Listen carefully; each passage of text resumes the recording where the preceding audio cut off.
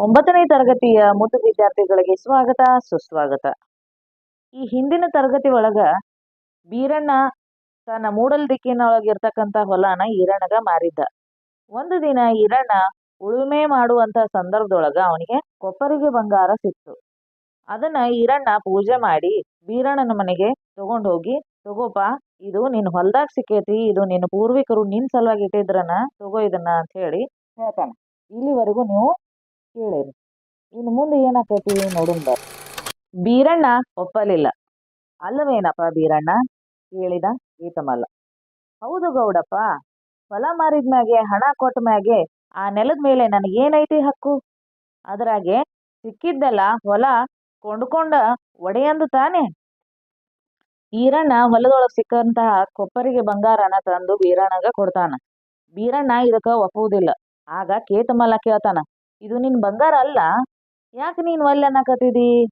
ಇದು ಹೌದು ಅಲ್ಲ ಹೇಳು ಅಂತ ಅಂದಾಗ ಬೀರಣ್ಣ ಹೇಳ್ತಾನ, ಹೌದು ಗೌಡಪ್ಪ, ನಾನು ಹೊಲಾನ ಮಾರಿಬಿಟ್ಟೀನಿ. ನಾ ಯಾರಿಗ ಹೊಲ ಮಾರಿದ್ನಲ್ಲ ಅವ್ರದ್ದು ಅದು ಹೊಲ, ಅದ್ರೊಳಗೆ ಏನೋ ಸಿಕ್ಕರು ಅದು ಅವ್ರದ್ದಾಕತಿ ಹೊರತು ನನ್ನದಾಗಂಗಿಲ್ಲ. ಆದರೆ ಅದಕ್ಕೆ ನಾನೊಪ್ಪಲ್ಲ ಗೌಡಪ್ಪ, ಈರಣ್ಣ ಹೇಳಿದ. ನಾನು ಹಣ ಕೊಟ್ಟಿದ್ದು ಮಣ್ಣಿಗೆ ಹೊರತು ಅದರಲ್ಲಿ ಸಿಕ್ಕೋ ಹೊನ್ನಿಗಲ್ಲ. ಈ ಹೊನ್ನು ಬೀರಣ್ಣಂದೇ. ಯಾಕೆ ಅಂತೀರೋ, ಆ ಹೊಲ ಇವನ ಪಿತ್ರಾರ್ಜಿತ ಆಸ್ತಿ. ಏನೋ ಕಷ್ಟ ಬಂತು ಅಂತ ನನಗೆ ಮಾರಿದ. ಮಾರುವಾಗ ಅದರಾಗಿನ ಹೊನ್ನು ನಿಂದೆ ಅಂತ ಹೇಳಿರ್ಲಿಲ್ಲ. ಅಂದಮೇಲೆ ಹೊನ್ನು ಅವಂದೇ, ನಂದಲ್ಲ. ಬೀರಣ್ಣ ಹೇಳಿದ ಮಾತಿಗೆ ಈರಣ್ಣ ಸುತಾರಾಮ್ ಒಪ್ಪುವುದಿಲ್ಲ. ಯಾಕಂದ್ರ ನಾನು ಹಣ ಕೊಟ್ಟಿದ್ದು ಮಣ್ಣಿಗೆ ಅಷ್ಟ, ಅದ್ರೊಳಗೆ ಏನ ಸಿಕ್ಕರು ಅದು ನಂದಲ್ಲ. ಯಾಕಂದ್ರ ನನಗ ಬೀರಣ್ಣ ಹೇಳಿದ್ದಿಲ್ಲ, ನಿನಗ ಹೊಲ ಕೊಡಕತ್ತೀನಿ, ಅದ್ರೊಳಗೆ ಸಿಕ್ಕಂತಹ ಹೊನ್ನೆಲ್ಲ ನಿಂದ ಅಂತ ಹೇಳಿ ಅವ್ನು ಹೇಳಿ ಕೊಟ್ಟಿರ್ಲಿಲ್ಲ. ಏನೋ ಕಷ್ಟ ಕಾಲ ಬಂತು ಅಂತ ಹೇಳಿ ನನಗ ಹಣಕ್ಕಾಗಿ ಮಾರಿದ. ನಾನು ಕೊಂಡ್ಕೊಂಡಿದ್ದು ಮಣ್ಣು ಮಾತ್ರ, ಹೊನ್ನಲ್ಲ. ಅಷ್ಟಕ್ಕೂ ಇದು ಅವನ ಪಿತ್ರಾರ್ಜಿತ ಆಸ್ತಿ ಐತಿ. ಅವನ ಪೂರ್ವಿಕರು ಅಂದ್ರ ಅವನ ತಂದೆ ಆಗಿರ್ಬೋದು, ಅವನ ಅಜ್ಜ ಆಗಿರ್ಬೋದು, ಇವನ್ ಸಲುವಾಗಿ ತೆಗೆದಿಟ್ಟಂತಹ ಬಂಗಾರ ಐತಿ. ಅದ್ರ ಮೇಲೆ ನಾನು ಆಸೆ ಪಡುದು ತಪ್ಪಾಕತಿ. ಅದಕ್ಕೋಸ್ಕರ ನನಗ ಇದು ಬೇಡ ಅಂತ ಹೇಳಿ ಈರಣ್ಣ ಗೌಡಪ್ಪಗ ಹೇಳ್ತಾನ. ಅದೆಂಗಾದಾತು? ತಂಬೂಲ ಉಗಿದ್ಮೇಲೆ ಮತ್ತೆ ಎತ್ತಿ ಬಾಯಿಗೆ ಹಾಕೊಳ್ಳೋ ಕೆಟ್ಟತನ ಬೇಡ. ಹೊನ್ನು ಹೊಲ ಕೊಂಡ್ಕೊಂಡು ಈರಣ್ಣಂದೇ, ಅವನು ತಗೊಳ್ಳೋ ಹಂಗ್ ಮಾಡಿ ಉಪಕಾರ ಮಾಡ್ಬೇಕು ದೈವದವ್ರು ಎಂದು ಬೇಡಿದ ಬೀರಣ್ಣ. ಈರಣ್ಣ ಎಷ್ಟು ಹೇಳಿದ್ರು ಬೀರಣ್ಣ ಕೇಳಂಗೇ ಇಲ್ಲ. ಅದೆಂಗಾದೀತು ಅಂತ ಹೇಳಿ ಹೇಳ್ತಾನ. ಯಾಕಂದ್ರ ತಾಂಬೂಲ ಉಗಿದ ಮೇಲೆ ಅಂದ್ರ ನಾವು ಎಲ್ಲಡಿಕೆ ತಿಂದು ಉಗುಳಿದ ಮೇಲೆ ಅದನ್ನ ವಾಪಸ್ ಬಾಯಿಗೆ ಹಾಕೊಳಕ್ ಆಗ್ತೈತೇನ? ಅದ್ರಂಗ ನಾನು ನಿನ್ನ ಹೊಲ ಮಾರಿನಿ ಅಂತಂದ್ರ ಅದ್ರಲ್ಲಿ ಇರ್ತಕ್ಕಂತ ಹೊನ್ನು ಮಣ್ಣು ಎಲ್ಲ ನಿಂದ. ದಯವಿಟ್ಟು ದೈವದವ್ರಿಗೆ ನಾನು ಕೇಳ್ಕೊತೀನಿ, ಅದನ್ನ ಅವನು ತಗೊಳಂಗ ಅವನಿಗೆ ಮನ ಒಲಿಸ್ರಿ ಅಂತ ಹೇಳಿ ಬೀರಣ್ಣ ಬೇಡ್ಕೋತಾನ. ಕಟ್ಟೆಯ ಮೇಲಿದ್ದ ದೈವದವರಿಗೆ ಏನೂ ತೋಚಲಿಲ್ಲ. ಕಡೆಗೆ ಮುಖ್ಯಸ್ಥನಾದ ಕೇತಮಲ್ಲ ಹೇಳಿದ, ಹೋಗಲಿ ಬಿಡಿ, ಇಬ್ಬರಿಗೂ ಬೇಡವಾದ ಹೊನ್ನು ರಾಜ್ಯದ ಬೊಕ್ಕಸ ಸೇರಲಿ ಅಂದ. ಈರಣ್ಣ ಬೀರಣ್ಣ ಇಬ್ರು ಹೇಳುವಂತ ಮಾತಿಗೆ ದೈವದವರಿಗೆ ಏನೂ ತೋಚಲೇ ಇಲ್ಲ. ಕಡಿಕ ಕೇತಮಲ್ಲ ಏನ್ ಹೇಳ್ತಾನ, ಹೋಗ್ಲಿ, ನಿನಗ್ ಬೇಡ ನೀನು ಬಿಡು, ನಿನಗ್ ಬೇಡ ನೀನು ಬಿಡು, ಇಬ್ರಿಗೂ ಬೇಡವಾದಂತಹವನ್ನ ನಾವು ರಾಜ್ಯದ ಬೊಕ್ಕಸಕ್ಕೆ ಸೇರಿಸಿ ಅಂತ ಹೇಳಿ ಹೇಳ್ತಾನ. ಕೂಡಲೇ ಮರದ ಮರೆಯಲ್ಲಿದ್ದ ಶಾಂತಲೆ ಮುಂದೆ ಬಂದು ಕೂಡದು ಕೂಡದು ಎಂದು ಕೂಗಿದಳು. ಎಲ್ಲರೂ ಅತ್ತ ಕಣ್ಣು ಹಾಯಿಸಿದರು. ಗಂಡು ವೇಷದ ಶಾಂತಲೆ ಮತ್ತು ಉದಯಾದಿತ್ಯರು ಪಂಚಾಯಿತರ ಕಡೆಗೆ ಬರುತ್ತಿದ್ದುದು ಕಾಣಿಸಿತು. ಗಂಡುಡುಗೆಯನ್ನು ಹುಟ್ಟಿದ್ದ ಶಾಂತಲೆಯನ್ನು ಅವರು ಗಂಡಸೆಂದೇ ಭಾವಿಸಿದರು. ಅವರ ದೇಹ ಸೌಂದರ್ಯವನ್ನು ನೋಡಿ ಎಲ್ಲರಿಗೂ ಸಂತಸವಾಯಿತು. ಅವರನ್ನು ಮಾತನಾಡಿಸಬೇಕು ಎನ್ನಿಸಿತು. ಕೇತಮಲ್ಲ ಕೇಳಿದ, ನೀವು ಯಾರೇ ಆಗಿರಿ, ಆದರೆ ನೀವು ಈ ಹೊನ್ನು ರಾಜ್ಯದ ಬೊಕ್ಕಸಕ್ಕೆ ಸೇರಬಾರದು ಅಂದಿರಲ್ಲ, ಯಾಕೆ? ಈರಣ್ಣ ಮತ್ತು ಬೀರಣ್ಣಗ ಕೇತಮಲ್ಲ ಈ ಹೊನ್ನನ್ನ ನಾವು ರಾಜ್ಯದ ಬೊಕ್ಕಸಕ್ಕೆ ಸೇರಿಸ್ತೀವಿ ಅಂತ ಹೇಳಿ ಹೇಳಕತ್ತಿದ್ದ. ಈ ಮಾತು ಶಾಂತಲೆಗೆ ಕೇಳಿಸ್ತು. ಮರದ ಹಿಂದೆ ನಿಂತಹ ಶಾಂತಲೆ ಕೂಡದು ಕೂಡದು ಅಂತ ಹೇಳಿ ಅನ್ಕೊಂತ ಬರ್ತಾ.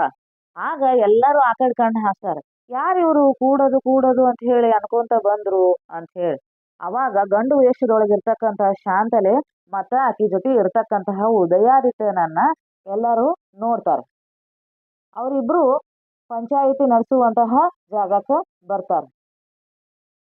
ಗಂಡು ವೇಷವನ್ನ ಧರಿಸಿದಂತಹ ಶಾಂತಲೆಯನ್ನ ನೋಡಿ ಅವರು ಗಂಡಸೇ ಇರ್ಬೋದು ಅಂತ ಹೇಳಿ ಭಾವಿಸ್ತಾರ.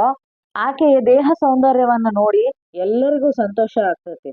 ಅವರನ್ನ ಮಾತಾಡಿಸ್ಬೇಕು ಅಂತ ಹೇಳಿ ಎಲ್ಲರಿಗೂ ಅನಿಸ್ತೈತಿ. ಆಗ ಕೇತಮಲ್ಲ ಕೇಳ್ತಾನ, ನೀವು ಯಾರೋ ಆಗಿರಿ, ನಾವು ಈ ಹೊನ್ನನ್ನ ರಾಜಪಕ್ಷಕ್ಕೆ ಸೇರಿಸ್ತೀವಿ ಅಂತಂದ್ರ ನೀವು ಸೇರಿಸ್ಬೇಡ ಅಂತಂದ್ರಲ್ಲ ಯಾಕ ಅಂತ ಹೇಳಿ ಪ್ರಶ್ನೆ ಮಾಡ್ತಾನ. ನೋಡೋಣ ಮುಂದೆ ಏನ್ ಹೇಳ್ತಾಳ ಅನ್ನೋದನ್ನ. ತಾತ, ಬೊಕ್ಕಸಕ್ಕೆ ಸೇರಲು ಇದು ಸಾಮ್ರಾಟರ ದುಡಿಮೆ ಅಲ್ಲ, ಅವರ ಬೆವರಿನ ಫಲ ಅಲ್ಲ, ಅದು ಪ್ರಜೆಗಳ ಬೆವರಿನ ಫಲ. ಕೇತಮಲ್ಲ ಹೇಳ್ತಾನ, ಹೌದು, ಈ ಹೊನ್ನು ಪ್ರಜೆಗಳದು.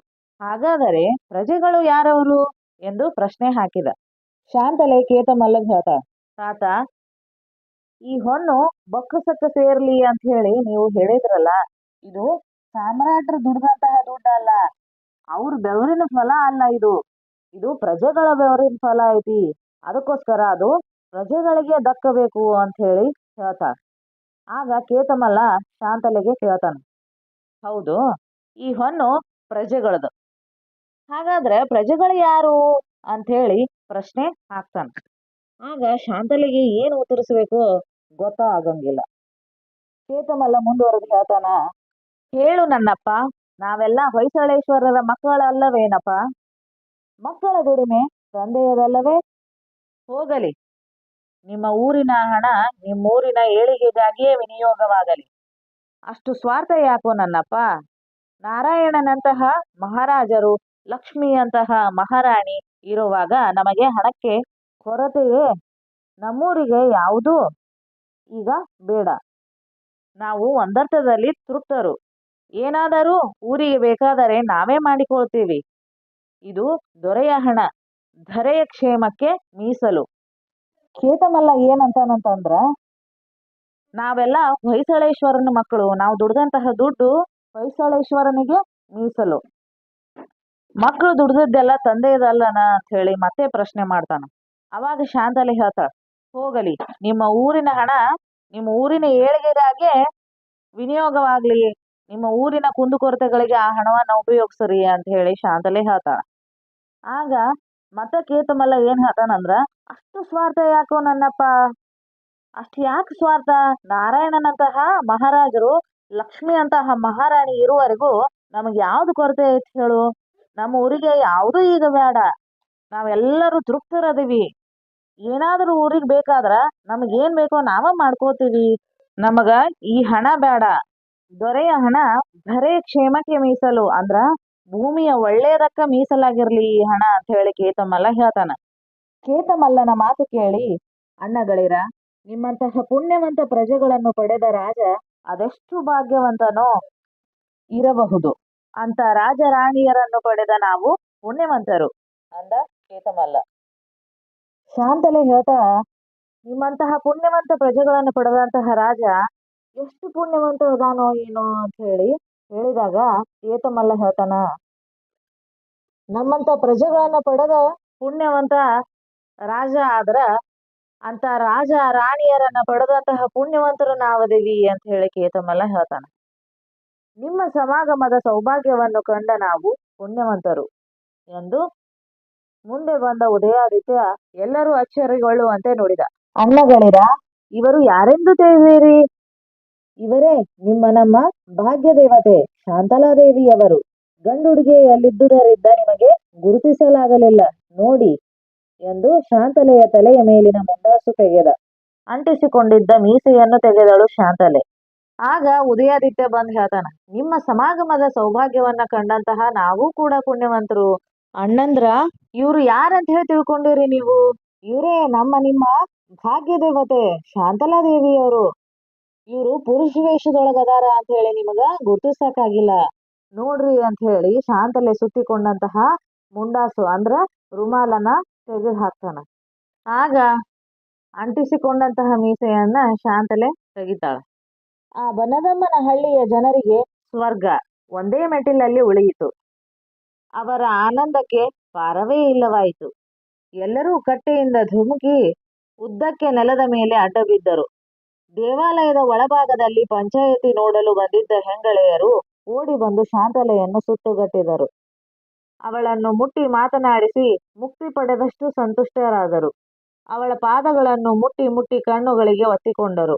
ಅವಳು ಹೆಜ್ಜೆ ಇಟ್ಟ ಸ್ಥಳದ ಧೂಳನ್ನು ತೆಗೆದು ನೆತ್ತಿಯಲ್ಲಿ ಧರಿಸಿದರು. ಶಾಂತಲೆ ಎಷ್ಟು ತಡೆದರೂ ಅವರ ಭಕ್ತಿಯ ಪ್ರದರ್ಶನ ನಿಲ್ಲಲೇ ಇಲ್ಲ. ಕಡೆಗೆ ಉದಯಾದಿತ್ಯ ಬಹು ಪ್ರಯಾಸದಿಂದ ತಡೆಯಬೇಕಾಯಿತು.